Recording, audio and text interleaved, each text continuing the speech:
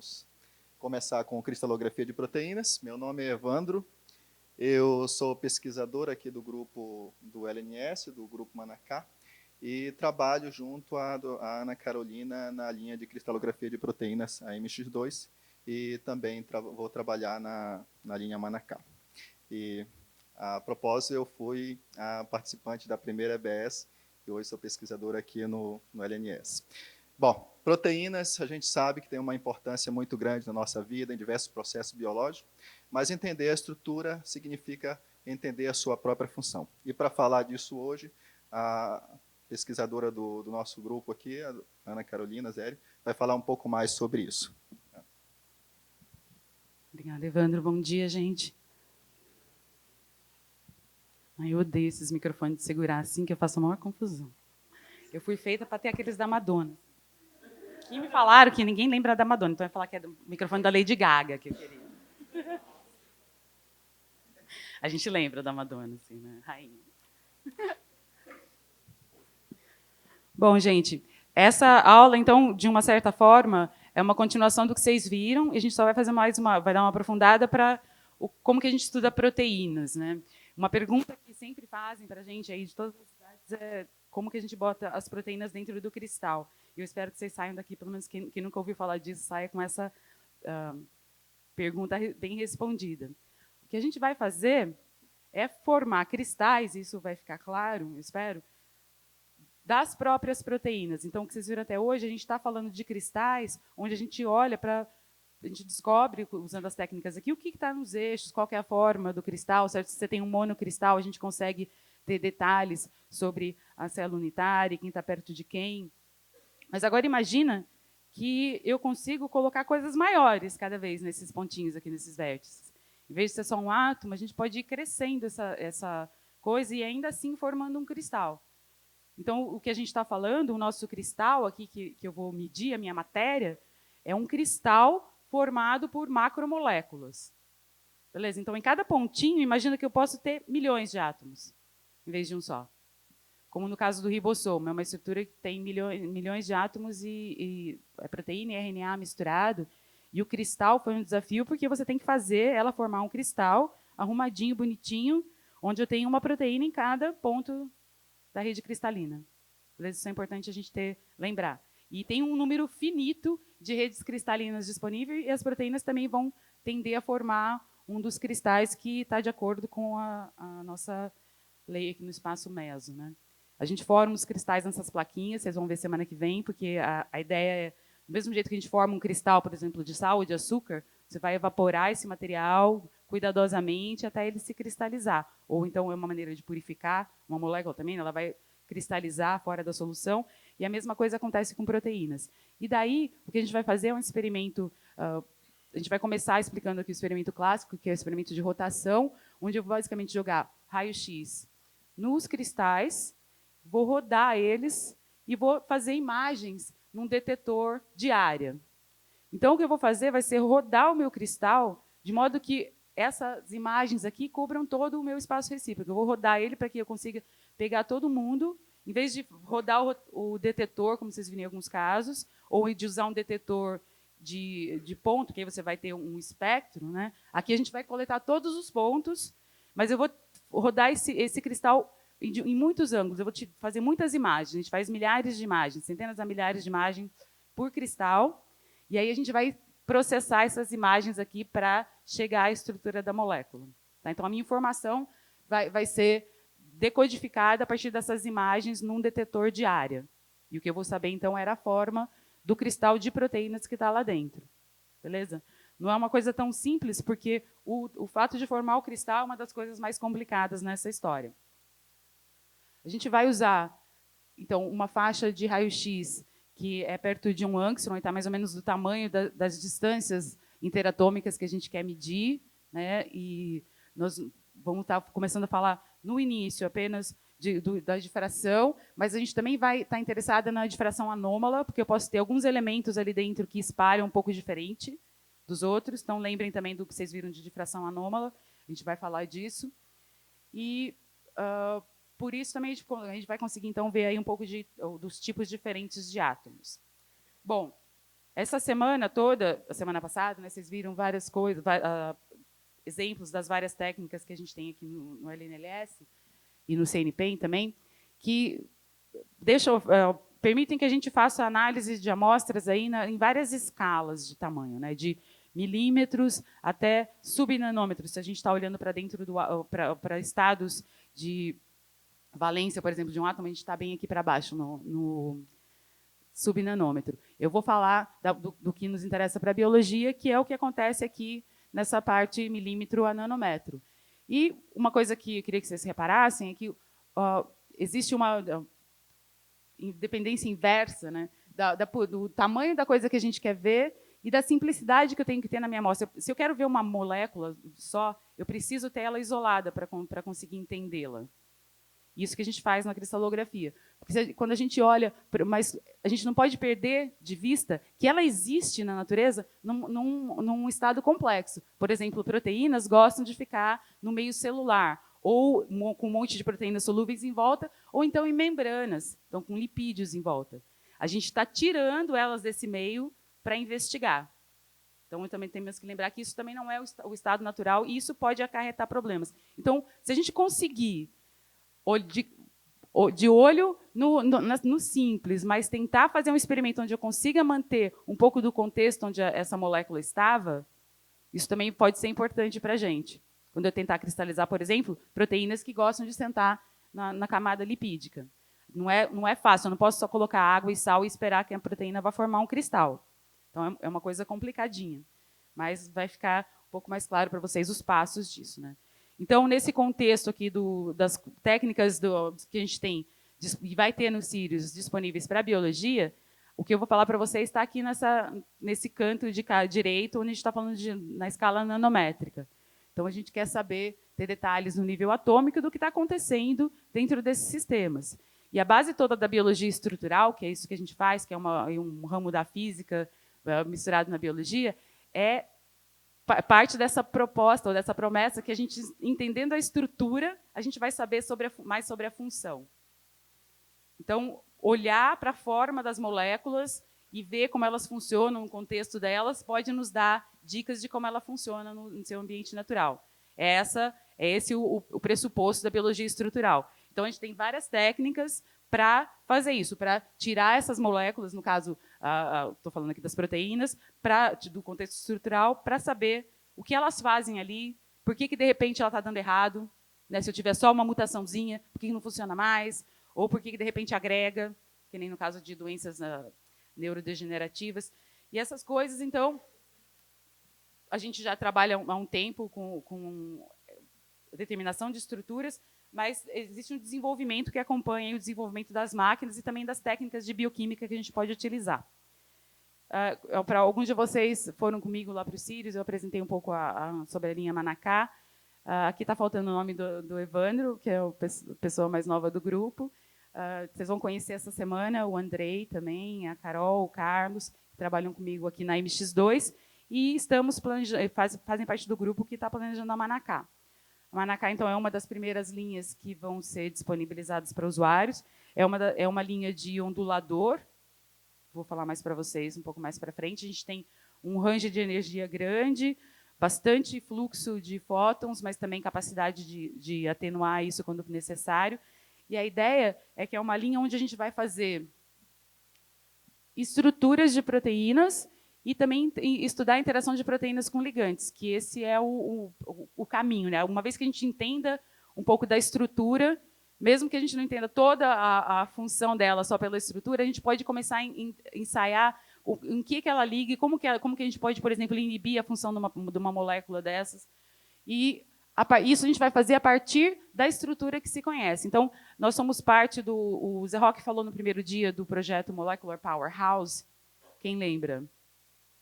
Que é um projeto com o LNBio, a Daniela Trivella, que está à frente desse projeto. É um projeto onde a gente vai fazer soaking, então nós temos várias moléculas que você já conhece a estrutura. Aí o experimento de soaking, que é onde vou mostrar para vocês, quando a gente faz o experimento, eu deixo um ligante se ligar na minha molécula e resolvo a estrutura de novo, é uma maneira simples de pescar ligantes e de saber a estrutura deles de uma forma mais relevante. E esse projeto A Daniela ganhou o financiamento do Serra Pilheira nas 2 instâncias e a gente faz parte desse, a Manacá é parte desse pipeline, né? Porque a gente quer fazer os experimentos rápido e com cristais pequenos e com muitos cristais também. Então, isso também espero que fique claro por que a gente tem que chegar nesse ponto. Vou mostrar para vocês um pouco do design da linha, como que a gente decidiu chegar nesse desenho que está agora e como que ela já está hoje, comparado com como estava no ano passado, na última escola.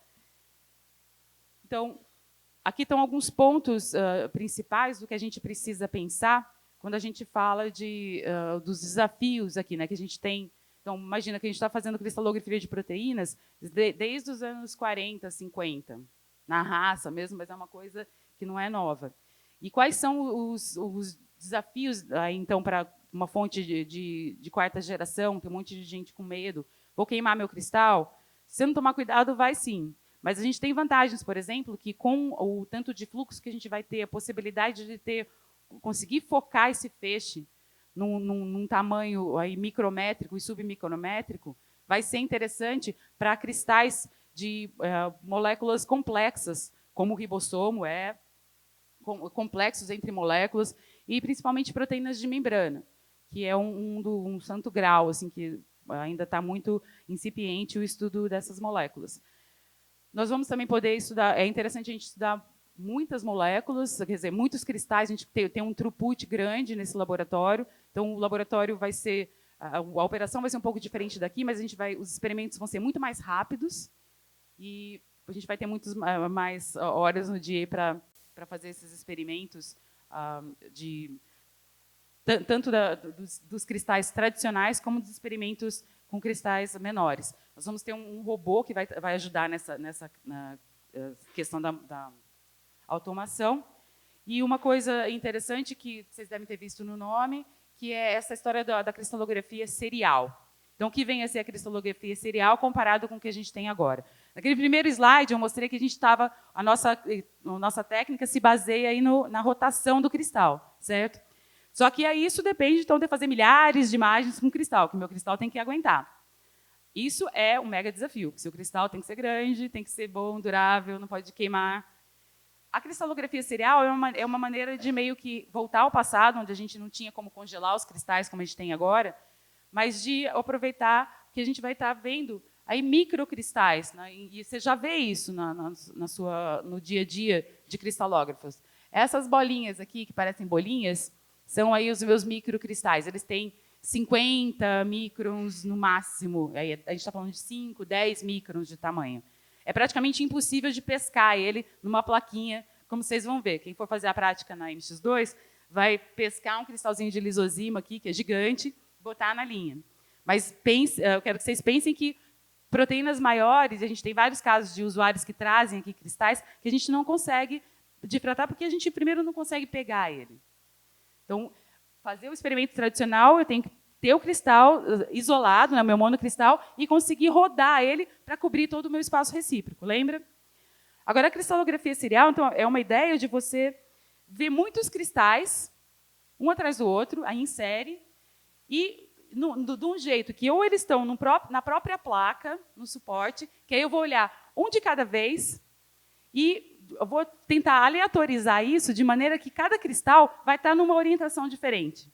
Então, ou na placa, eu vou ter cristais aqui em muitas direções, e aí eu meço todos eles e somo, de uma maneira, não somar simples, mas a gente tem que clusterizar, ou então um experimento como que o Evandro vai estar ajudando a gente a implementar, que é o experimento de jato, onde eu apresento esses cristais, em vez de estar numa placa, eles vão estar correndo num jato, que nem já tem algumas linhas, mas com líquido, que pode ser um jato de uma solução aquosa ou então um jato de lipídio, que é o que a gente usa para proteínas de membrana.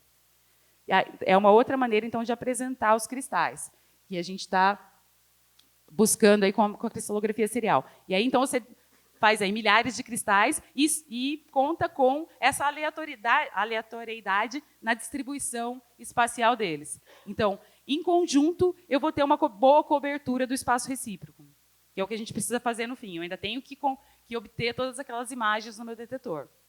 Isso é como o experimento é feito, por exemplo, em free electron lasers. Vocês já ouviram um pouco falar disso? Mas são um experimento onde você realmente queima e dá pulsos nesse jato e você perde os seus cristais depois disso. A vantagem de fazer esse experimento com um síncrotron é que, como a gente tem um pouco menos de fluxo, a gente tem tempo para ver o mesmo cristal em até mais de uma orientação enquanto ele está passando pelo feixe, tá? E sem estragar ele. E tem uma outra vantagem também, que vai ficar bem para o final, é que a gente vai poder pensar em experimentos na temperatura ambiente, que é aí outro também mega desafio. Porque quando você pensa no cristal, a gente tem a sua proteína lá de uma forma estática. Você pode ter distribuições, aí mais de um tipo de conformação no cristal. Mas quando a gente congela, e é a mesma coisa quando a gente faz criomicroscopia, por exemplo, a gente está congelando esses vários snapshots aí. Você pode, assim, reconstruir um filme a partir desses snapshots, mas a gente também quer saber, por exemplo, acompanhar reações e ver movimentos rápidos que você quer ver na temperatura ambiente. Isso já é possível de fazer em síncrotrons de terceira geração. É um tipo de coisa que a gente vai fazer aqui. Outra coisa, nós vamos iniciar o nosso trabalho com o Pilatus, que já é um detetor rápido, comparado com o que a gente tinha antes, mas nós vamos ser uma das primeiras linhas também a receber o PyMega, que é um detetor de última geração. Vocês já devem ter ouvido falar também, não sei se o seminário ainda essa semana. Mas são detectores rápidos que são necessários que são ideais para esse tipo de cristalografia serial e também são importantes para experimentos onde a gente quer acompanhar essas reações enzimáticas. Outras coisas que você pode também ter definição em energia, a gente vai explorar mais para o futuro. Mas, com isso, vem um problema aí que a gente está gerando muito dado. Então, também a gente entra de novo no problema, não é tanto que nem na linha Mogno, o pessoal de imagem, mas a gente vai estar gerando muito mais dado do que a gente gera agora. E o ideal seria que usuários viessem e conseguissem sair daqui com os dados pré-tratados ou o máximo analisados possível, para não ter que sobrecarregar equipamentos em casa que normalmente não são compatíveis. Bom, isso a gente está resolvendo, nós temos vários projetos aqui de automação da coleta e pré-tratamento à medida que você vai coletando os dados, isso já é possível, é um pouco mais simples do que com imagem. E estamos trabalhando nisso também para coleta remota. Então, a ideia é que o usuário também possa fazer a coleta de casa. Esses experimentos estão cada vez mais simples, que você pode... Já existe uma linha no SRF, por exemplo, que os usuários só mandam os cristais congelados, os técnicos põem no robô e a coleta é toda sem a presença do usuário. Você só recebe os seus resultados em casa. Então, ela já está assim, bem solidificada para ser quase uma caixa preta, que você pode mandar os seus cristais. E outra coisa que eu preciso falar, que o Yves está olhando aqui para mim, é sobre as técnicas de competição. A gente não pode também esquecer que as técnicas todas andam junto. A criomicroscopia é uma técnica que está avançando bastante, justamente por causa dos detetores também, os avanços correm em paralelo. E é uma técnica que as limitações que existiam estão sendo reduzidas. Com esses avanços, o tamanho das proteínas que podem ser analisadas já diminuiu bastante, você já consegue ter informação aí sobre cadeias laterais, mas, da mesma forma, você tem idiosincrasias aí no preparo de amostras, as coisas estão congeladas, ainda o tratamento de dados não está muito sólido, né, é uma técnica relativamente nova comparado com a cristalografia nesse ponto, mas a ideia é que vocês não percam isso de vista. A gente não está perdendo isso de vista. Eu gostaria muito de entrar em colaborações quando a gente pudesse usar as duas técnicas, ou todas, na verdade. Eu venho da área de ressonância magnética nuclear e a minha vida toda eu falei mal da cristalografia, porque o negócio está parado, não serve, né? A gente paga a língua. Mas o mais legal é estar num lugar como esse, onde a gente pode usar todas as técnicas. E aí tem experimentos muito legais acontecendo também lá na RMN ainda. Então, em resumo dessa minha introdução, se a gente quer olhar lá dentro do que está acontecendo, e, por exemplo, se pensar na exploração de petróleo, em micro-organismos que causam formação de biofilme, a gente gostaria de achar maneiras, como fala, de usá-los para a produção dos surfactantes que eles produzem, mas também para inibi-los quando é conveniente. Essa é uma linha de pesquisa que a gente precisa incentivar no futuro para não só olhar dentro dos poros, tanto da extração do petróleo, mas, por exemplo, da extração de água, da purificação de água, como que a gente entende os organismos que estão lá e como que a gente pode explorar isso também. Então, alguns desses micro-organismos que são produtores de biofilme são usados para produzir surfactante, que pode auxiliar no processo. Então, nunca as coisas não são... Não desista, né? O tradicional. Uma proteína que eu queria também só deixar na cabeça de vocês, que é a mais famosa aí de membrana, que é a aquaporina, está presente em tudo, desde as plantas. Amo, ela já foi até patenteada para coisa de purificação de água, porque é uma ideia muito boa. Imagina você fazer uma membrana cheia de aquaporinas para purificação de água, né? Tem pessoas trabalhando nisso. Mas pensa que isso é uma molécula que está em plantas, essa aí é a do espinafre, uma das primeiras que foi feitas, mas ela também está presente nos nossos neurônios. Então, é uma das moléculas que tem mais... É uma estrutura inteligente, vamos dizer assim, a natureza reproduz, né? Usa bastante vezes o mesmo motivo. E essa estrutura transmembrana aqui, é um motivo bastante comum em proteínas de membrana. Todas elas ou se ancoram com uma âncora, com uma hélice na membrana, ou têm várias passagens assim. E elas têm partes citoplásmicas e partes extracelulares, que são importantes também para, por exemplo, captação de metais para ser detoxificado, captação de enxofre. Então, tem vários sistemas que a gente quer estudar a proteína da membrana, os seus parceiros de dentro e de fora. Pode falar.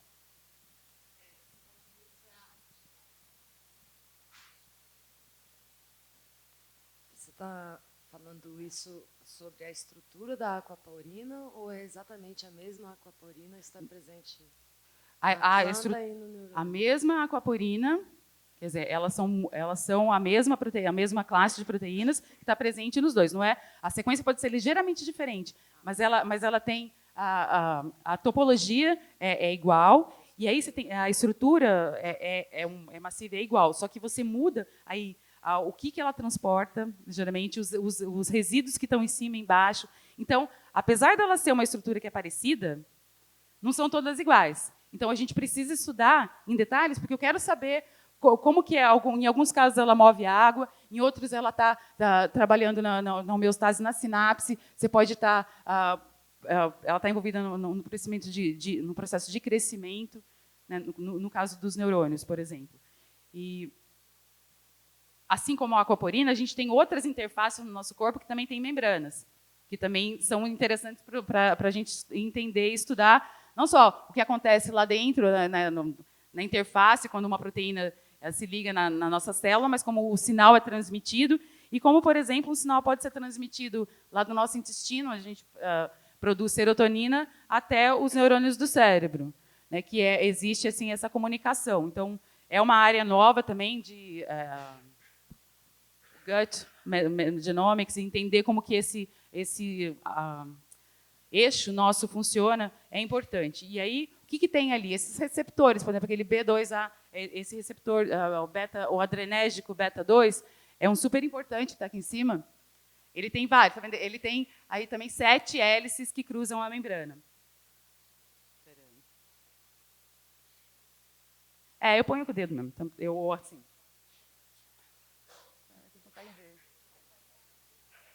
Beleza. Bom, como que a gente vai, então, melhorar? Como que a gente vai descobrir isso? Eu falei para vocês que as coisas vão com o desenvolvimento da técnica, né? No começo, a primeira estrutura que foi estudada por cristalografia foi a estrutura da mioglobina, que é uma proteína simples que tem no nosso músculo, que liga oxigênio. Os cristais da mioglobina, ela liga ferro também, é vermelhinho, eles tendem a ser grandes. Então, é o contrário, proteínas pequenas e simples tendem a formar cristais grandes. Essa proteína foi estudada com fontes de bancada. A estrutura dessa proteína foi determinada ao longo de muitos anos, usando uma fonte bem fraquinha de raio-x. O ribossomo já foi estudado num síncrotron de terceira geração. A gente tem aí milhões de átomos, e para isso foi necessário utilizar uma fonte com brilho muito maior. E se a gente quer dar esse salto ainda mais para frente, a gente precisa, então, acompanhar esse movimento, né? Aqui está uma fotinha da Ada Ionat e o grupo e os outros ganhadores. Eles fizeram, então, esses experimentos até resolver a estrutura do ribossomo humano. Na verdade, eu não lembro se o dela que ela foi humana ou de bactéria, mas durante muitos anos, muitos grupos trabalharam para determinar essa estrutura. E para conseguir o cristal de ribossomo, foi praticamente uma bruxaria. Ela tem várias histórias, quando eu falar da cristalografia, eu conto para vocês. Porque imagina agora você pegar esse negócio que as proteínas elas têm uma dinâmica, não é uma geleia que se mexe. E você quer arrumar uma forma de fazer todo mundo ficar bonitinho num cristal. Né? Cada um no vértice, sem mexer, sem ficar diferente do irmãozinho, porque senão vai ficar ruim meu experimento. Né? Eu quero conseguir, então, ter informação sobre todos esses átomos, retrato e entender como ele funciona. Bom, ao longo do tempo, a gente teve vários desenvolvimentos aí de máquina, eu falando da parte da máquina. Aqui na MX2, a gente tem uma linha de Wigler, que já foi um avanço comparado com a primeira linha, que era de bending magnet, que era a MX1. E a Manacá vai ser uma linha de ondulador. Vocês ouviram também na aula do Regis a diferença. Então, a gente vai conseguir extrair, a gente vai ter um feixe com muito mais fótons por área ali, eu vou conseguir focar ele num ponto focal muito menor. E tenho também a possibilidade de variar a energia. A gente vai conseguir 5 a 20 keV, e isso vai fazer com que a gente consiga explorar um pouco de sinal anômalo de enxofre e também trabalhar com pequenas moléculas, que é uma comunidade que tem usado bastante nossa linha.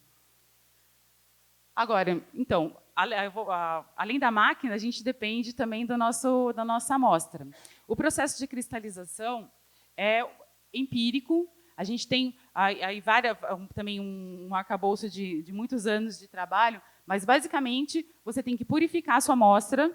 Ela pode ter vindo de uma fonte natural, por exemplo, de uma planta ou do veneno, de escorpião, de cobra, ou você pode ter clonado esse DNA numa bactéria ou num outro sistema de expressão para produzir um monte dela, e aí eu vou passar por um processo de purificação, na verdade, algumas etapas de purificação para tirar tudo que não for a minha proteína, e depois a gente vai para uma etapa de cristalização. Na cristalização, você depende de um processo de difusão de vapor e de uma mudança lenta e gradual da condição de solvente em que a sua molécula está. Então, tem algumas maneiras de fazer isso. Essa daqui é o tipo que a gente chama de gota sentada, onde você quer mudar gradualmente a condição da sua molécula que está aqui nessa gotinha e fazer ela ficar numa condição onde ela cristalize. Não existe um jeito ainda de você olhar para a sua sequência e saber, essa aqui vai ser boa em fosfato, pH 7 com um cuspe. Não tem. No começo, as pessoas faziam isso mesmo, cuspiam, jogavam coisas, porque é desesperador você tentar cristalizar uma molécula que não cristaliza. A Ada Ionath contou uma história para a gente que as pessoas ficaram anos também tentando fazer cristal de ribossomo. E uma vez caiu um pelinho de sobrancelha de um aluno num pocinho que estava fazendo, e isso começou a ser um seeding de cristal. Ali começou a crescer cristal. Imagina, né? A pessoa deve ter feito depilação ali para fazer. Você tem que testar várias maneiras. Não tem a gente tem várias receitas. Tem aí, como fala, kits de cristalização. A gente faz essas placas aqui com 96. Então, vocês vêm depois vão olhar de perto, quem nunca viu. Aqui eu tenho 96 quadradinhos. Em cada quadradinho eu tenho uma condiçãozinha dessa aqui. Um pocinho sentado. E, na verdade, eu tenho três condições. Então, eu tenho 3 vezes 96 condições por plaquinha. Quando você começa um projeto, normalmente a gente faz 6 vezes isso, tenta vários sais e condições de pH e tal, para conseguir chegar numa condição onde a sua molécula vai cristalizar. E ainda assim, você vê que esses cristais aqui lindos, você olhar na internet, tem vários posters. Às vezes tem um bonito, assim, que parece todo facetadinho. Porcaria. Não de prata nada. Tem um monte de gente que traz umas agulhas, um cristal meio feinho, quase indo embora. Ai, que beleza. Funcionou. Então, a gente ainda está falando de pegar um desses, que tem alguns dezenas de micrômetros de tamanho, a gente pesca ele com uma agulhazinha, parece um buraco de agulha, na verdade, de linha, e leva para a linha de luz. Vocês vão fazer isso essa semana. Mas é um desafio. Quando a gente não tem um cristal tão grande assim, existem outros meios, tem uns loops que são mesh, e vocês vão ver isso na linha também. Mas então a gente não foge de então fazer o experimento, como eu falei, eu vou botar esse cristal na frente do feixe, vou rotacionar ele, ou então vou somar vários que vão ter várias orientações, vou fazer várias imagens aqui de difração no meu detetor bidimensional. A partir dessas imagens, a gente vai calcular a forma da nuvem eletrônica que está em volta aqui de uma dessas moléculas. E quanto melhor for o meu experimento, no sentido de que meu cristal está bem organizado, e eu conseguir não estragar ele com o meu feixe. Porque também, se eu fizer um experimento por um tempo muito grande, eu vou começar a causar oxidação, e a gente vai fazer um damage mesmo antes de fritar. Aí, eu vou conseguir chegar, então, numa nuvem eletrônica que está já bem definida e me permite vir aqui e modelar a estrutura em cima dela. Então, veja, normalmente a gente já conhece a sequência de aminoácidos. Aí, nessa etapa da brincadeira, eu vou vir fazer a modelagem, que eu vou encaixando e dobrando os ângulos que eu posso, com liberdade, para encaixar bem na minha densidade eletrônica e chegar até a minha estrutura molecular. Tá? Então, isso no começo, como eu falei para vocês, começou lá com Lowe. Eles tinham uma fonte de radionuclídeos e estavam olhando aí um cristal grande. E vocês ouviram bastante sobre a lei de Bragg e tal. A mesma coisa... Será que aconteceria com os átomos de uma proteína sozinha? Tem milhares de átomos. Também acontece. Só que a gente vai ter um espalhamento para todo lado e vai ser muito fraquinho o meu sinal. O que eu tenho, então, quando eu tenho um cristal? Isso que eu mostrei para vocês. A gente tem um arranjo da minha molécula como um todo. E o que a gente vai medir vai ser a radiação espalhada pelos átomos das minhas moléculas lá dentro. Beleza? Então, raio-x vão lá, vou girar e vou medir vários padrões de difração. Tá? Então, vejam, eu vou ter várias imagens dessa, cada pontinho, então, é uma reflexão, nos interessa a diferença de intensidade deles e a simetria geral que eles têm.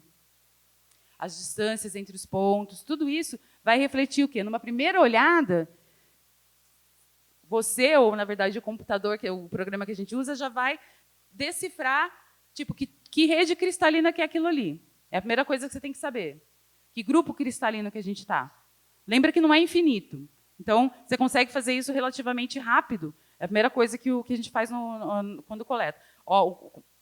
Você manda algumas imagens para o computador e ele faz essa, e depois a gente indexa. Eu vou saber quem é quem para prosseguir. Bom, algumas imagens históricas aqui para dar um contexto, peguei de um vídeo da RI, muito legal. Os primeiros cristais aí de proteínas elas conseguiram eles em 1934. E aí tem duas pessoas aqui, o Bernal e a Dorothy Crawford,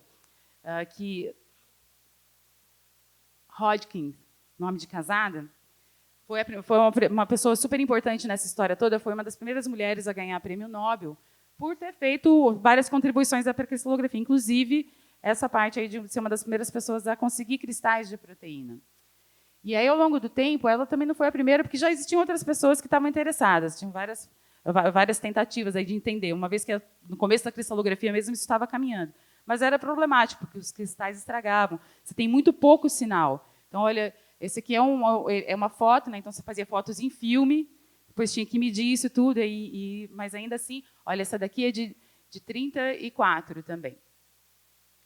Então, de novo, se fosse uma molécula só, não dava, mas quando eu tenho muitas moléculas e eu vou somar, então, considerando cada reflexão, é uma somatória dos meus sinais da proteína, mas ainda vai estar me faltando uma coisa, que vocês também ouviram falar en passant, que é recuperar a fase. A gente consegue ter, das nossas reflexões, a partir da imagem aqui de difração, a informação sobre os fatores de espalhamento, mas está nos faltando a fase. Quer dizer, como que eu ancoro a minha densidade eletrônica, uma vez que eu começo a calcular isso? Para isso, existem alguns métodos da gente resolver esse problema. A maioria deles ainda envolve mexer na amostra. Quer dizer, você pode fazer essa técnica de isomorphous replacement, aqui, ou essas técnicas de heavy atom substitution. O que você está fazendo é colocar um átomo espalhador ali no seu cristal para tentar dar botar uma luz na escuridão. É como se eu estivesse colocando aqui na minha proteína, eu vou colocar, cada uma vai ligar selênio, e aí o selênio vai aparecer mais forte para mim. Aí, num primeiro experimento, quando eu olhar o meu dado, eu vou ver um selênio em cada pontinho. Então, já me dá uma ancorada em como eu vou resolver essa estrutura. E aí, daí você começa a estruturar isso. Então, você pode ter o seu cristal pronto, e aí deixar ele de molho com soluções de metal, e torcer para o seu cristal incorporar ele em lugares que vão fazer sentido. E aí a gente vai fazer um experimento de espalhamento anômalo. Então eu vou fazer uma excitação perto da frequência da borda de excitação do selênio e vou ver e vou fazer essa medida nessa faixa e numa frequência diferente. Eu vou ver que alguns pontos vão ficar um pouco mais intensos do que outros. É essa diferença sutil que vai me dizer que eu tenho um selênio ali em uma posição ou outra, ou um outro tipo de metal. A gente também pode usar um método que chama molecular replacement. O que acontece se eu estou fazendo uma estrutura que já é parte de uma família, por exemplo, se eu estou resolvendo uma aquaporina ou uma lisozima, uma proteína que a gente já conhece outras da família, eu já tenho mais ou menos uma ideia de como que é a forma dela. Então, eu posso pegar essa estrutura no PDB, calcular como seria uma distribuição e começar daí.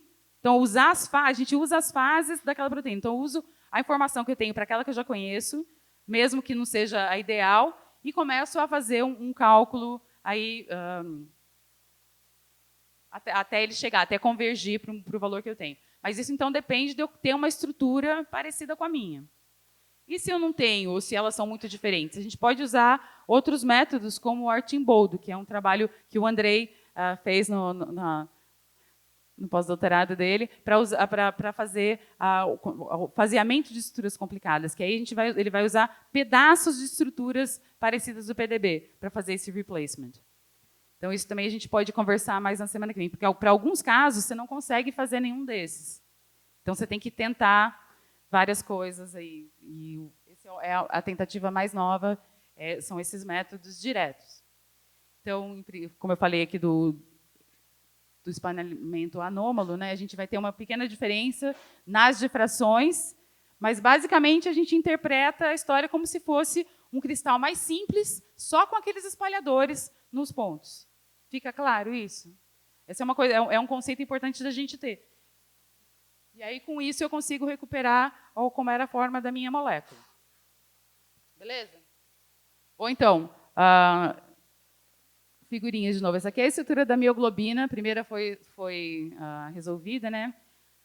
A hemoglobina, então, a mioglobina está nos músculos da baleia, no nosso. A hemoglobina é uma estrutura que é muito parecida. Elas são 4 mioglobinas, vamos dizer, né? Que é o que carrega oxigênio no nosso sangue.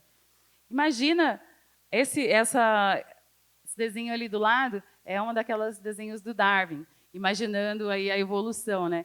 E penso que será que a gente teria evoluído de uma molécula que tem funções parecidas pode ter um começo igual, né? Então você vê a biologia estrutural aí causando na evolução. Mas é por aí que você pode pensar em como a gente pode resolver problemas a partir do conhecimento da estrutura, né? A lisozima, que é uma molécula que vocês vão ouvir falar bastante essa semana, é a nossa cobaia.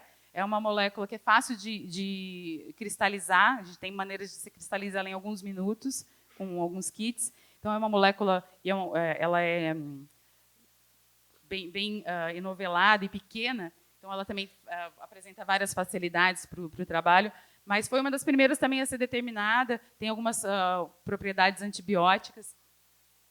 Não é qualquer coisa, né? A gente não está botando lá um salzinho só para vocês verem, é uma molécula de verdade. E a Dorothy vem aqui de novo, a primeira proteína importante que foi estudada há muitos anos atrás foi a insulina.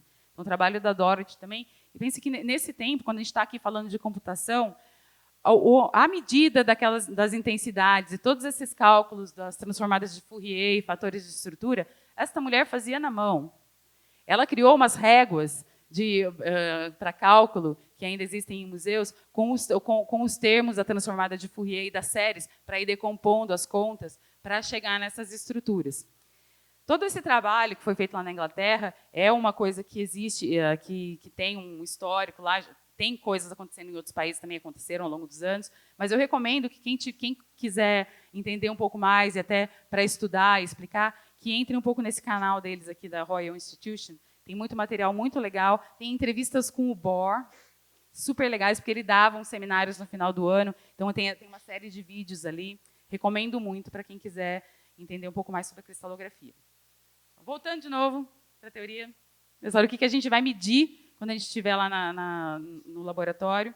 Então, eu vou ter os meus cristais. Aqui tem uns cristais bem reais mesmo. Parece um espelhinho assim, né? É cristal. Provavelmente esse cristal aqui vai ser bom. Se você conseguir pescar ele e levar para a linha de luz. Então, a cara dele nem sempre é documento. Um exemplo de padrão de difração que a gente vai ter, uma coisa que eu quero chamar a atenção aqui para vocês, é que, lembra aquele fator Q, que vai te determinar a resolução, a gente vai estar pensando nele nessa direção aqui. Então, quanto mais reflexões mais longe do centro eu tiver, eu vou ter maior resolução no meu experimento. Aí também outra coisa, quanto maior meu detetor, também eu conseguiria coletar mais dados. Só que aí o detetor maior custa mais dinheiro. Então, a gente também tem compromissos. E aí você pode fazer o quê? Mudar um pouco a energia, vai diminuir o seu cone. Então, a gente consegue fazer muitas coisas mesmo com um detetor de um tamanho fixo. Você pode afastar o seu detetor. Tudo isso vai melhorar aí como você consegue ver essas reflexões. Porque o desafio, então, é medir, é saber onde estão todas essas reflexões e estimar as intensidades delas para que a gente possa reconstruir então, a nuvem eletrônica e chegar na estrutura que nos interessa. Você tem um desenho ruim, mas pode. Você pode voltar na slide anterior, por favor? Tu mostras ali na esquerda umas imagens de cristalização e depois o padrão de difração, mas à direita tu tem as imagens de modelagem de proteína, seja de motivos estruturais e tudo mais. A minha pergunta é, quando você vai fazer esse experimento na prática de cristalização, tu obtens o padrão da proteína da estrutura cristalina, certo? Sim. Aí eu fico perguntando porque existem muitos métodos computacionais que tu pode simular como vai ser a estrutura de uma proteína apenas pela sequência de aminoácidos que você vai ter, e tu pula muitas etapas experimentais dessas. E daí eu fico pensando quando e onde exatamente vai ser necessário fazer um experimento na prática de cristalização e quando é possível apenas simular através da sequência primária ou secundária da proteína. Tudo depende do tamanho do que você quer simular. Então, a gente está falando de coisas... As simulações funcionam bem para moléculas pequenas, você tem moléculas engenheiradas, aí, bundles de hélices e tal. A gente ainda não está num ponto onde o poder computacional te permite chegar nesse nível de detalhe, por exemplo, para entender como que é uma interação numa proteína com ligante, como que é a dinâmica de uma proteína. Você pode, sim, usar a simulação a partir... Então, o que ele está me perguntando é se a gente não pode... Você sabe a sequência de aminoácidos, por que a gente não pode fazer no computador um modelo? A gente pode. E existem... Você pode chegar em modelos aproximados. Só que ainda é um problema computacional imenso. O que não quer dizer que seja impossível, né? A gente está vendo que as coisas estão avançando bastante. Existem vários métodos de nivelamento de novo, todo computacional. Você pode, para coisas muito complicadas, você pode usar eles, por exemplo, esses métodos, para chegar num modelo que você possa usar para molecular replacement. Ou essas coisas você pode usar isso para chegar numa estrutura que você pode confirmar o que você achou. Vamos dizer, eu não acho que a computação vai substituir a cristalografia ou a difração de elétrons, por exemplo, ou a criomicroscopia. As técnicas vão andar juntas. principalmente porque, então, a resposta simples é a gente não está lá ainda. Você pode, sim, pensar em simular e resolver no computador, mas a prova final, para saber se o negócio está ligando ou não, se é aquela molécula mesmo, você vai ter que produzir ela. Então, talvez o trabalho computacional facilite muito a nossa interpretação de dados. Ou até você consiga simular, me perguntaram isso, eu achei que era muita viagem, simular as condições de cristalização, sabendo a proteína. Mas aí também é um espaço doido. A gente já tem muitas condições empíricas aí para cristalização. Eu ainda não vi nenhum trabalho. Do you know if anyone tried to simulate the crystallization conditions of molecules? Like the crazy people that send molecules to space. One of them asked me if we could simulate crystallization conditions in a computer. Like you calculate. I never saw it because I think this is too big a space. No, that was like the things that they sent to space were because one other thing is try to crystallize it at microgravity was one of the trials in the past. This didn't work so much. This has been done first on gallium arsenide, costed a lot of money, but the results were almost no different what you do on ground, and the same thing for the protein. At DSRF, we had 100 protein made in space.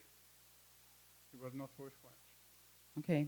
So these same people were trying to simulate ways to produce these conditions in the computer. We're not there yet again. So we're trying different things. Think to space. Desculpa. I have a crazy switch. Desculpa. Não tem jeito. Então, a gente já tentou mandar, tanto nós como o SRF, proteínas para cristalizar no espaço. Gente, às vezes eu leio uma palavra ali, aí desembesta a falar o resto em inglês. Não é que eu sou metida, não. Eu só aprendi esse negócio em inglês mesmo. Tá, então, é possível, não é possível ainda simular isso no computador. É o desejo de muita gente. Tem vários grupos que trabalham com isso, mas ainda não estamos lá. Do mesmo jeito que mandar coisa para o espaço. Tem muitas maneiras malucas de tentar cristalizar. Mas ainda não chegamos numa maneira ideal. E tem uma das coisas que a gente... Vamos, então, tentar otimizar com o que a gente tem. Eu posso, então, usar esses cristais pequenos que as pessoas conseguem obter e fazer um monte de experimentos com eles, que nem na cristalografia serial. Eu posso mandar eles para o espaço, ver se eles crescem mais, aí trago de volta para fazer o experimento aqui. Ainda não funcionou. Ou eu posso tentar olhar coisas sem cristalizar, que é a promessa do Free Electron Laser, que também ainda não aconteceu. Lá, a promessa deles é que eu conseguiria olhar uma molécula de cada vez, cuspir moléculas, que nem se eu só estivesse fazendo um HPLC, e eu conseguiria ter fótons suficientes para ter a imagem, um padrão de difração a partir de uma molécula de cada vez. É um sonho, ainda não estamos lá. Bom, não, elas tendem a formar elas podem formar um amorfo ou a gente quer que elas formem um cristalino. Então a resposta é: elas podem formar um monocristal, mas a tendência, eu acho que em vivo, é precipitar. Se você tem demais, ou tem algum problema, se você tem muita proteína, ela forma uma coisa amorfa. Ou ela forma uma coisa que a gente chama de corpo de inclusão, ou forma essas placas de quando a gente tem demência em Alzheimer. Quer dizer, se tiver muita proteína e tiver numa condição boa, ela vai formar um cristal. Se tiver muita proteína dentro da sua célula, ela vai para o lixão. Ou ela vai ser degradada, ou ela vai formar acúmulo. Porque a tendência é essa, é um polímero que, se desenovelar, ele vai grudar um no outro. Pensa, a proteína é um polímero de aminoácidos que uns gostam de grudar nos outros gostam de grudar na água. Deixar ele sozinho. Então, tem alguma força que você consegue calcular aí as energias de partição, a parte anovelada tem mais vantagem. Então, tem vantagens, mas a tendência vai ser agregar. Tá? Então, como num experimento de difração de monocristais, a gente precisa indexar nossos picos. A gente faz isso... a primeira coisa, então, que o programa vai fazer é tentar adivinhar qual que é o grupo espacial. Segunda coisa vai ser a indexação. Então, sabendo o grupo espacial, a gente vai indexar todos os picos de todos os meus padrões. Então, eu tenho milhares de imagens. Depois eu vou fazer uma integração desses picos todos. Isso tudo é feito com uma série de programas que ninguém mais faz isso na mão, óbvio. E esses programas que fazem a indexação e depois a integração de todo mundo, escalonamento, essas coisas estão todas em pacotes de programas de acesso livre. Tem alguns que você pode pagar e que são um pouquinho mais mastigados, mas a maioria e os mais legais são de acesso livre. Esse aqui é um exemplo do CCP4, mas você tem o Fênix e outras iniciativas nos Estados Unidos também. Então, tem maneiras e programas para todos os gostos. A maioria roda em Linux e tal, mas você não foge dessas etapas. Eu tenho o meu cristal lá, eu tenho que saber que grupo espacial ele está, vou indexar os meus sinais, somar todo mundo e aí resolver a minha estrutura. Na cristalografia serial, como eu vou ter mais eu imagino que aí cada cristal vai estar um pouquinho diferente. É mais louco. Eu vou ter que, primeiro, fazer um processo de clustering. A gente está pensando em clustering hierárquico nesse momento, para separar. Então, eu tenho 10 mil imagens, só que eu tenho 1000 onde o cristal está com uma diferença, com uma orientação preferencial, mais outras. Então, a gente separa como se eu tivesse aí vários cristais e faço, a partir daí, todas as outras etapas, de indexar, escalonar e juntar, fazer esse merging para calcular a minha estrutura. Tá? Então, quanto melhor o meu experimento, maior vai ser a minha resolução. Isso vai resultar que essa densidade eletrônica vai estar mais óbvia para me dizer o que tem ali. Então, veja, eu vou encaixar no computador os átomos da minha cadeia, da minha proteína. Beleza? E se eu não conhecer minha proteína? Se você não conhecer, foi uma proteína super nova, e você chegou até aqui, quanto melhor o seu resultado, você vai conseguir saber se era uma metila ou se era um aromático. Você ainda vai conseguir ir encaixando.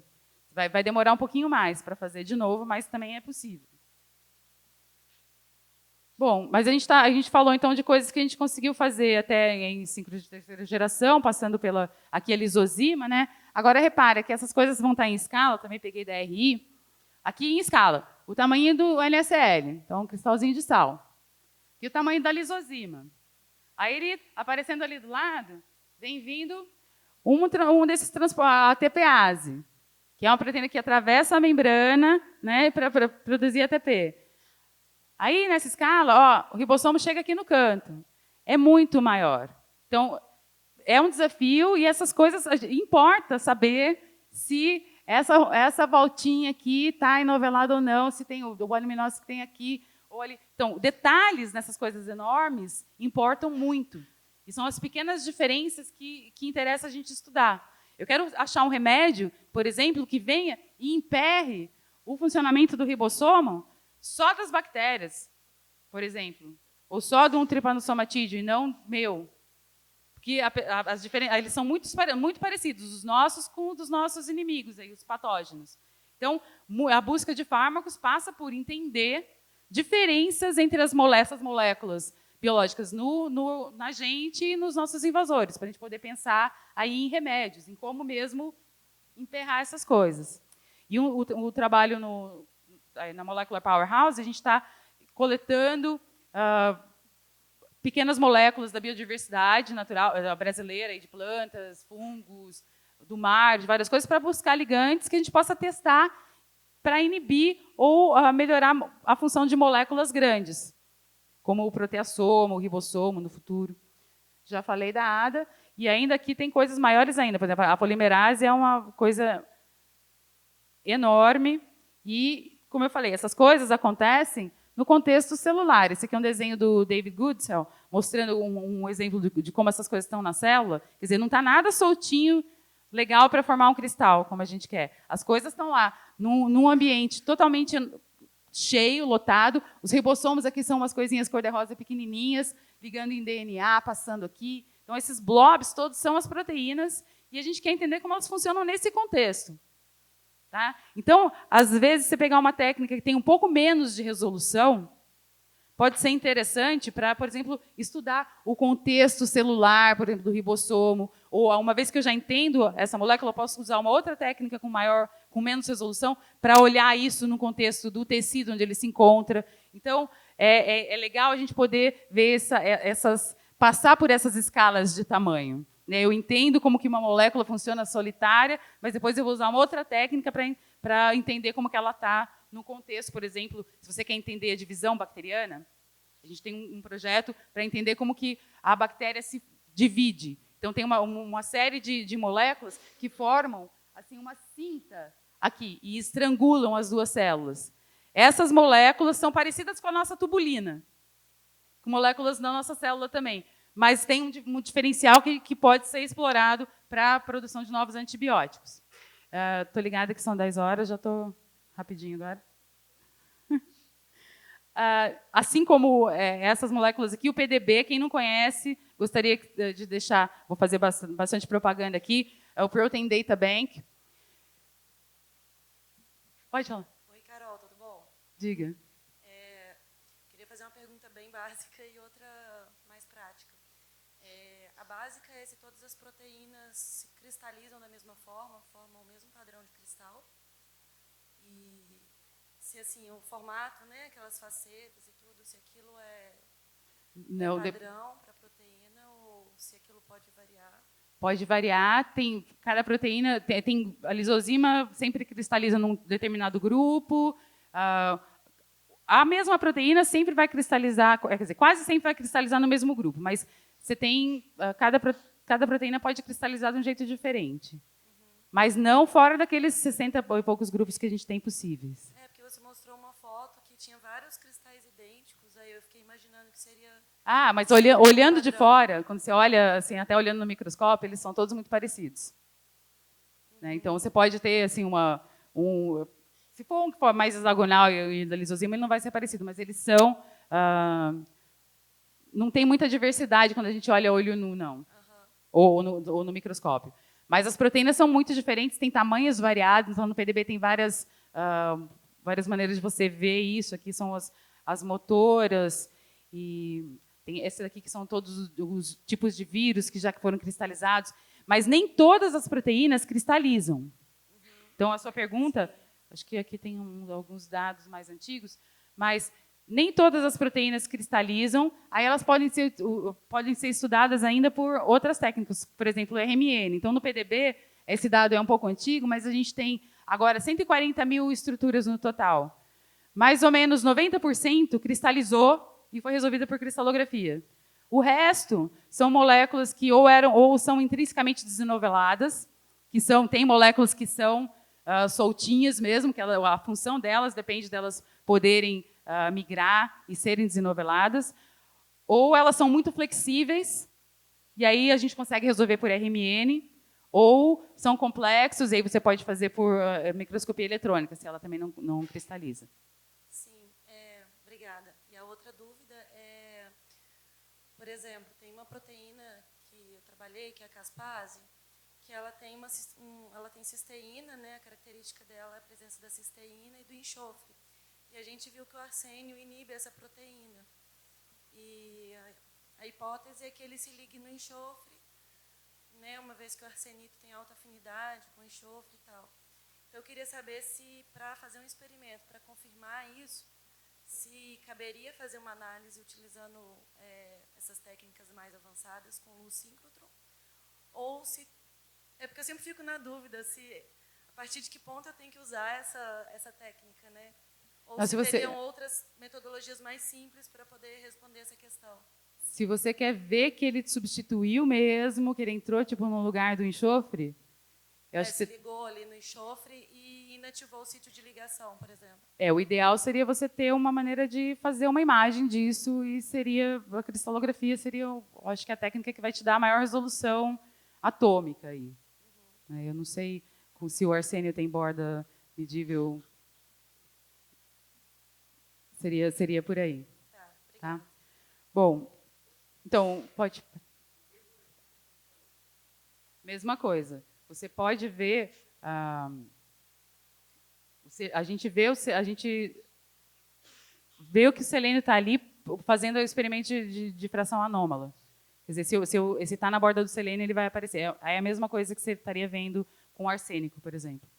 Ou fósforo. Ou se você quer ver, ou se você quiser usar, como eu falei, a energia mais baixa, e olhar para o enxofre nativo, que esse também é um outro grau. É eu não precisar fazer nenhuma modificação no meu cristal para resolver a fase. Eu vou lá e olho o que já tem ali. Quase todo mundo tem enxofre. Imagina se eu pudesse olhar para o enxofre sem ter que substituir por selênio. Né, os caras já estão fazendo isso no Diamond. Eles estão fazendo isso numa linha que o detetor e a amostra fiquem em vácuo. Porque o problema é que aí nessa baixa energia você tem muita absorção do ar. Então aí a saída de máquina, que é uma coisa maluca, é o porta-amostra fica dentro de uma câmara de vácuo, que o detetor, ele em vez de ser um detetor de área, a Dectris fez para eles um detetor que ele é curvo assim. Então ele tem várias placas desse jeito para pegar o máximo do corpo. E a coisa toda fica em vácuo. Então você põe a sua amostra lá dentro com como um negocinho de microscopia, né, com uma varetinha, e ela é congelada porque o porta-amostra é de cobre e tal, para você manter congelado, mas nessa condição você consegue medir o enxofre nativo. E para a proteína de membrana, isso é importante, porque já é zoado conseguir cristal de proteína de membrana. Depois você vai falar que a pessoa vai ter que fazer marcação com selenometionina ou soaking com metal ali, dá medo. Ninguém quer fazer. Você até consegue, só que pode demorar muito mais tempo do que se você puder olhar para o enxofre nativo que está ali. Tá? Então, coisas desse tipo já se fazem lá fora. O LNLS, aí, pulando um pouquinho para trás, rapidinho, a gente começou a trabalhar com proteínas aí no final dos anos 2000. No começo dos anos 2000, na verdade, foi em 97 que a gente começou a operar e a MX1 estava pronta por aí. Aqui, em número de publicações feitas aqui, a gente vê em laranjinha que foi começando, as publicações saindo da MX1, aí depois de um tempo a gente ligou a MX2, também começou a subir publicações da MX2, mas você vê que as duas foram caindo com o tempo, né, em termos de publicações. Hoje a gente tem um pouco mais de estruturas depositadas, mas o que a gente viu é que a nossa máquina estava ficando ruim para os nossos usuários. Nossos usuários estavam muito melhores já do que a nossa máquina. E as pessoas que estavam coletando aqui, muitos desses do começo, estão coletando em síncrotrons de terceira geração. Isso por quê? Porque eles ficaram muito bons para nós, que é ótimo, que eu acho que todo laboratório quer isso. E aí a ideia é que a gente possa, com o Sirius, superar esses problemas. Quer dizer, a gente vai trazer usuários de volta e criar novos, e a gente quer trazer novos grupos também.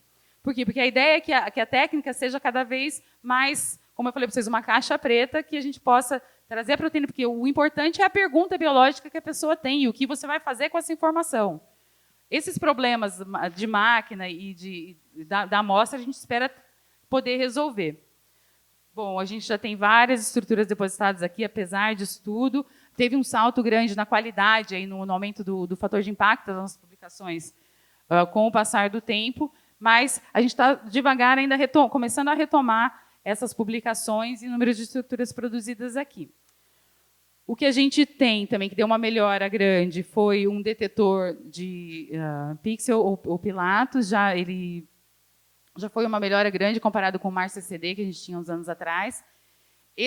O ano passado, a gente trouxe ele para uma condição ideal, trocamos o conjunto de fendas, então a gente já deu uma super melhorada na dinâmica da MX2. O robô não foi utilizado ainda, mas ele vai ser implementado na Manacá de uma maneira mais eficiente. E, ao longo do tempo, também a gente está trabalhando com a melhora desse acesso. O Andrei trabalhou bastante, a gente tem a ideia de fazer com que o usuário experimente um pipeline para coletar o dado, entender o que está fazendo, mas também poder fazer o tratamento acoplado à coleta e rápido. Então, isso já está acontecendo e vai continuar acontecendo na Manacá. Então, lá a gente quer juntar todos esses desenvolvimentos que a gente fez para responder perguntas mais complicadas dos nossos usuários. Isso aqui eu já falei. Vocês já foram lá visitar. É uma das primeiras linhas que vai ser entregue, né? Várias coisas para essa linha foram. Ela foi uma cobaia, né? Então a gente foi protótipo de monocromador, protótipo das cabanas, mas está lá praticamente pronta essa primeira cabana. Nós vamos fazer nessa linha tudo que a gente faz aqui na Manacá, na MX2, mais outras coisas, como, por exemplo, aí a cristalografia serial, que eu expliquei para vocês, que pode ser tanto em jato ou in situ, quando eu tenho as minhas amostras numa placa ou num loop. Então, lembra, serial é quando eu vou ver um monte de cristais pequenos e fazer essa soma. Também vamos poder fazer esses espalhamentos anômalos, que é o SAD, MAD, que a gente vem fazendo, coleta helicoidal e tal, coisas que são importantes para cristais pequenos. Nós vamos ter aí alguns modos de operação, como eu falei, esse é o trabalho do Evandro, vai ser desenvolver com a gente e comissionar um desses sistemas de jato, onde eu posso, então, apresentar as minhas moléculas para o meu feixe, num jato, que pode ser lipídico ou da molécula em solução.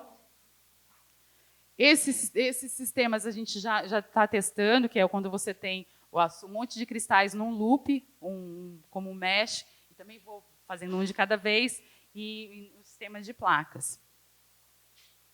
Algumas outras vantagens, com o range de energia a gente vai poder ver vários elementos para poder fazer espalhamento anômalo. Você pode fazer essa, que a gente chama de cartografia, né? Ver que se você tem um cristal grande, você pode fazer experimento em várias partes dele. E como que a gente vai fazer isso, né? Então, a proposta é uma linha de ondulador, que basicamente a gente vai ter, aqui tem o monocromador, que é o primeiro elemento, que vai separar a onda de raio-x do resto da luz síncrotron para a gente. E eu vou ter 2 espelhos, o M1 perto ali do monocromador, que vai fazer um foco vertical do meu feixe, e o M2, que vai ser o foco horizontal. Tá? E, com isso aqui, eu vou trazer o foco, na verdade, o M1 está aqui, o M2 está aqui. Eu estou falando desse foco aqui, da primeira cabana. Nessa cabana, a gente vai focar aqui na posição da amostra em 5 por 10 microns. E eu vou conseguir aumentar isso para 100 por 80, desfocando um pouquinho. E aí, esse feixe de 10 por 5, a gente vai conseguir escanear ele na nossa amostra também. Essa estação experimental, o detetor vai conseguir, eu vou tirar ele da frente, no futuro, e conseguir levar o feixe para a segunda estação experimental. Ela é uma das linhas longas, e essa segunda cabana vai ficar a 80 metros da fonte, um pouco lá no fim do corredor, onde aqui eu vou ter um outro conjunto de espelhos. Aqui, esse M3 vai ser, na verdade, um KB. Então, eu tenho 2 espelhos aqui, para chegar num foco de 0,5 por 0,5 microns, para a gente também explorar mais experimentos de jato. Nós estamos super adiantados, nós estamos no cronograma, olhando aqui, super adiantados, a gente já estaria coletando agora, né? Essa de junho do ano passado, quando estava começando a ser montada a cabana, hoje vocês foram lá, ela já está inteira. Esse aqui, planejamento também, que a gente estava detalhando a mesa experimental. Então, aqui é onde eu vou botar o meu cristal. Essas aqui são fendas para acabar de condicionar o feixe. Esse aqui é o meu goniômetro, que é onde que faz minha amostra girar. E depois, aqui para frente, eu vou ter o detetor, que vai ficar numa mesa que eu posso levantar ele para sair da frente, quando eu quiser usar outra estação. E eu também tenho o movimento dele para trás e para frente para usar durante a coleta. Nós vamos ter, então, um primeiro receptor do Dectra, já falei para vocês. E aqui, fotos recentes, lá na metrologia, o nosso monocromador sendo testado, muita emoção. É uma panelona de pressão, então lá dentro tem os 2 cristais, né? E também na sala estão aqui as bases dos espelhos, também muito mega legal. Eu fui lá, a gente fica vendo os desenhos no papel, né? Quando você vê o negócio estrudado assim, para a 3ª dimensão, é muito louco. Então, essa aqui é a câmera de um dos espelhos. E essa altura aqui é 1,40 m, que vai ser a altura do feixe. Tá? Então, nós vamos ter aqui esses são 3 pedaços de granito que se movem aqui com um colchãozinho de ar para dar esse movimento em XYZ para os espelhos e para o mono. Então, isso já está na metrologia sendo testado. Ai, Manacá. Além, então, dessa coisa que vai ser super... a gente vai ter uma precisão muito boa, aí, micrométrica. Então, isso que é importante. Essas coisas estão sendo planejadas para ser muito diferente do que a gente tem aqui, em termos de controle de temperatura, umidade, e vibração e posição. Nós vamos retomar a parte de automação, então, com o robô, que a gente tem e está sendo redefinido um pouco as trajetórias dele, mas ele vem para cima da mesinha e vai, então, nos permitir trazer amostras de um reservatório, que fica aqui, que a gente chama de dewar, para a coleta. Então, o que a gente vai fazer é vir colocar as nossas amostras congeladinhas dentro desse reservatório, e aí o usuário pode sair e a coleta pode ser feita remota ou então ali mesmo, mas como vai ser muito rápida, esse é o problema, que a coleta vai ser tipo 1/5 do que a gente faz aqui. É 2, 3 minutos por coleta. Então, você vai demorar muito mais tempo para ir lá montar o seu cristal. Então, para otimizar isso tudo, é necessário a gente trazer aí uma automação também para a coleta. Nós melhoramos muito a interface de coleta, nós somos parte desse consórcio chamado MXCube, com vários síncrotrons, para criar aí uma interface mais amigável para coleta, tratamento de dados e até coleta remota. Essa é uma da interface mais nova para coleta remota, que a gente está investindo para o Sirius. E uma outra coisa que existe também nesse consórcio é um caderno de laboratório eletrônico chamado iSpy-B, que é um LINS, né? Um sistema de gerenciamento de dados, onde você pode também, você pode deixar meio que seu dado bruto numa nuvem e só baixar as partes que te interessam. Além disso, para finalizar, então a Manacá vai ter uma estrutura de suporte para a cristalização. A gente vai levar, a ideia é levar a parte de cristalização que tem aqui no LNBio, quem visitou viu, para lá, do lado da linha, né, para a gente ficar mais próximo e poder passar por todas essas etapas aqui de cristalização ali, mais perto da linha de luz. Mas, de qualquer forma, isso é uma coisa também que precisa ficar claro, a gente não dá suporte para a produção das proteínas ainda. Então, o usuário tem que trazer a molécula para ser cristalizada aqui. Tá? Então, você tem que ter sua molécula pura para poder fazer o experimento aqui no laboratório. A gente vai ter, então, aí os robôs de cristalização e tal, mas a entrada ainda é a sua proteína pura. Tá? Então, aí, o que é o futuro? Né? Para que a gente quer fazer isso? Para que continuar medindo? Então, aí é uma pergunta para você que me perguntou da simulação. Se a gente quer entender não só a estrutura, mas o que acontece, né, durante a ação, por exemplo, como que essas moléculas, por exemplo, os ligadores de opioides, como que é a ação, como que eles transportam, como que isso acontece ali dentro da molécula, como que é essa troca eletrônica que acontece quando eu tenho um soluto passando por dentro de uma molécula. Isso é muito mais difícil de simular. Não impossível, né? Mas a gente ainda não consegue. Então, você precisa de várias técnicas para te dar esse tipo de informação. A gente quer entender como que a gente pode controlar a dor e vícios, essas coisas são muito recentes. E, por último mesmo, aí, aqui está o slide do MPH, é essa ideia de a gente fazer o soaking para entender a estrutura do ligante. Então, eu tenho vários cristais na minha proteína, eu faço um experimento onde eu misturo, por exemplo, na minha plaquinha ali, eu posso ter 10.000 cristais na minha proteína e eu misturo 10.000 ligantes diferentes. Depois eu posso olhar no cristal da minha proteína e ver onde esse ligante ligou e como realmente ele está ligado. Isso melhora bastante aí o processo, diminui um pouco etapas do processo de descoberta de fármacos, para você já ver um pouco se ele liga e a pose ideal desse ligante. Então, esse é uma pipeline que a gente está rodando já aí com a Axê e Fitobios, que são empresas nacionais que trabalham com extratos naturais e biofármacos, né?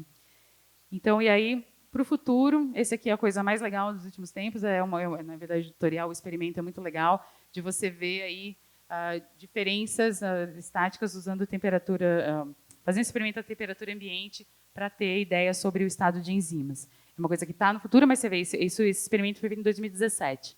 Né? A gente vai trabalhar para conseguir fazer esse tipo de coisa aqui.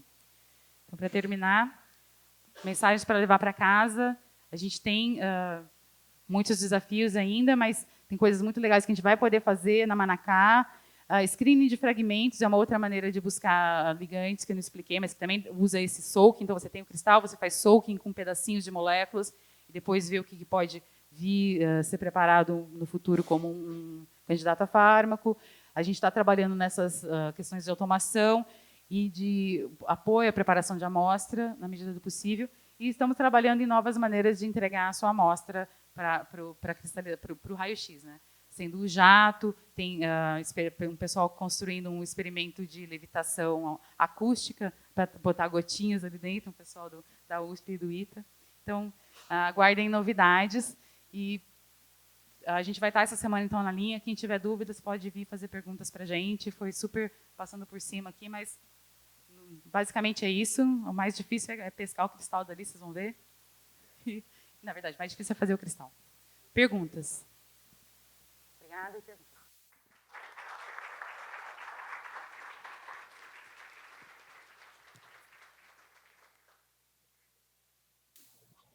Nós temos 10 minutos para perguntas.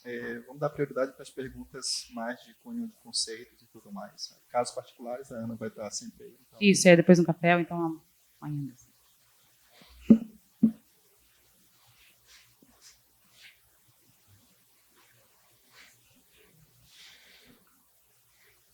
Bom dia. Uma pergunta bem conceitual. O padrão de fração, né, que você obtém, você trabalha mais com ângulos, quer dizer, pequenos, distâncias grandes. É uma técnica que se aproxima um pouco do sax, então trabalha mais com a forma e menos com as distâncias assim, interatômicas. Não, a gente quer saber as distâncias interatômicas. Então, não sei se eu entendi o que você perguntou. A gente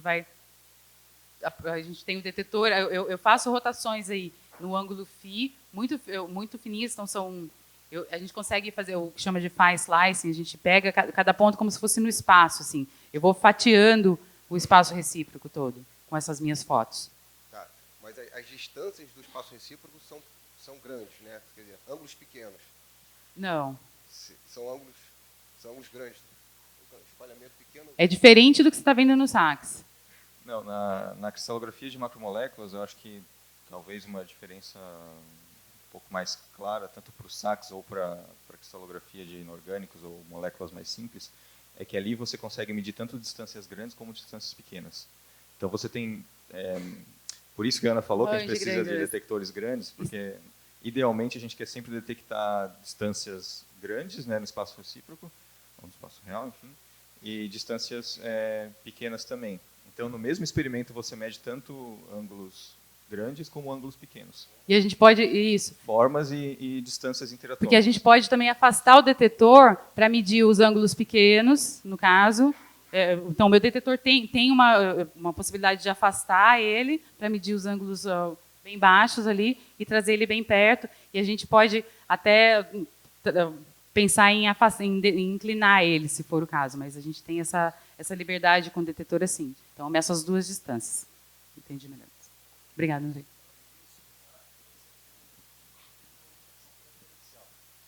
Então, além disso, no sax você não tem uma orientação preferencial, quanto na cristalografia você tem, por conta do empacotamento cristalino. Oi, minha voz está meio ruim. Vamos ver se sai a pergunta. Você disse que era de RMN e agora trabalha com cristalografia. Quais são as vantagens da cristalografia em relação à técnica de RMN? Bom, você tem muito mais desenvolvimentos, tanto para a produção dos cristais é muito mais fácil. Você consegue cristalizar praticamente quase tudo cristaliza, quase tudo, vamos dizer assim. Comparado com a RMN, a vantagem do RMN é que a gente vai ver dinâmica, eu consigo ver coisas pequenas que não cristalizam, por exemplo, peptídeos não cristalizam, mas a gente vê por RMN. Então, outra vantagem da cristalografia é que se você consegue purificar e ela cristaliza, resolvido. O RMN pode fazer parte desse negócio antes de tentar cristalizar mesmo, você pode olhar um espectro de RMN e se a sua proteína estiver bem enovelada e estável, você já vai ver ali que ela pode ir para a cristalografia. Senão, você pode também já começar a melhorar o processo para tentar resolver por RMN, que aí você vai ter que fazer a marcação isotópica, produzir outras moléculas para resolver o experimento. Sei lá, a principal é a mais simples e high throughput, vou dizer assim, a cristalografia. Mas a gente não larga a ressonância também, porque a gente pode fazer experimentos, por exemplo, um experimento muito legal que chama STD, é transferência de saturação dinâmica. Eu posso olhar para uma pequena molécula, então imagina que agora eu fiz esse experimento e achei um ligante que vai ser meu candidato a fármaco. Mas eu quero saber exatamente por onde que ele liga e na condição que eu vou vender ele na condição de... Esqueci o nome.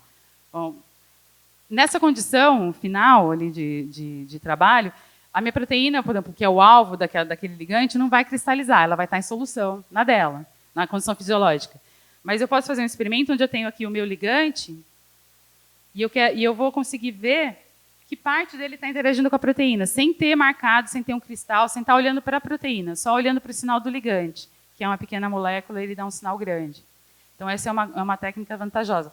A gente tem feito experimentos aqui, o pessoal do RMN, com proteínas que estão ligadas a lipídios, né, proteínas de membrana, e você está vendo o sinal de vários ligantes que estão interagindo com ela, olhando para os ligantes. Então, as duas têm vantagens e desvantagens. A cristalografia está tendo um boom por causa dos cílios, então isso foi o que mais me interessou, né, entrar nessa parte de microcristalografia e chegar na dinâmica também pela cristalografia.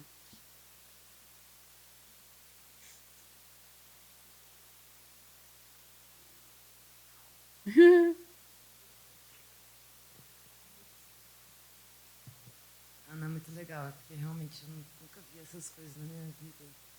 Essa é a ideia, né? Se você querer fazer pergunta, pode fazer.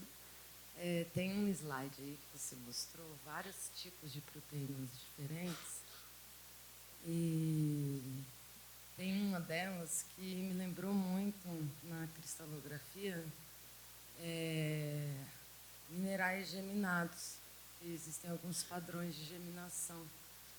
E aí eu fiquei pensando nisso, assim, tipo, vocês olham isso também na técnica? Já que é uma... Estou tentando entender... esse daí mesmo. Aquele que parece uma estrelinha. Esse aí, Nossa, é um... Eles formam. Se você pensar que a simetria se transfere aí, dependendo do que a gente mais de escala... Vocês olham isso, assim? Não. Se os cristais se desenvolvem ao longo de planos de geminação, alguma coisa assim? Ou Você poderia fazer. O problema é que como elas não... Essa ordem ela não é propagável para distância muito grande. Esse cristal vai começar a se desordenar muito fácil. Então, o que a gente tem principalmente para coisas grandes, assim, ela começa a formar um cristalzinho bonitinho, que realmente tem uma simetria que você consegue ver, mas se deixar crescer ele um pouco mais, já começa a ter um outro cristal que começa a formar assim, para outra direção e a outra. E aí uma coisa que se chama twinning, aumenta muito a mosaicidade, ou ele não fica perfeito mais. Isso atrapalha ou atrapalha? ajuda? Não, isso atrapalha. Porque aí eu não tenho, imagina, a não ser que eu consiga ver só um pedaço, focar num pedaço com aquele ordenado, com um feixe pequenininho. Isso. Ou estudar essa coisa. A gente pode pensar num feixe muito pequeno e focar numa parte só nessa parte que está geminando. Porque você pensa em entender para cristais grandes o que olhando nessa dimensão, essa era a sua ideia? Não, é porque assim, como assim você tem uma replicação aí em cima de uma estrutura que você coloca para a proteína se organizar ali, né, para não ficar embolada e você entender, foi isso que eu entendi, né? Eu fiquei pensando nisso, né? Poxa, quando você repete esse padrão aí de estrutura, né, rotacionado, será que isso ajudaria ou atrapalharia, né? Mas realmente deve atrapalhar.